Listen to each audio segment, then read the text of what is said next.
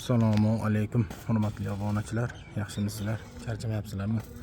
Mana xudo xolisi yana bitta Namangan shahar Axskent dahasidagi darvoza naveslarini qo'yib o'rnatdik. Xudo xolisi ko'ngildagiday chiqdi. High-tech naves, soqqali darvoza, bunaqa naveslarni, reshotkalarni qo'yib berdik.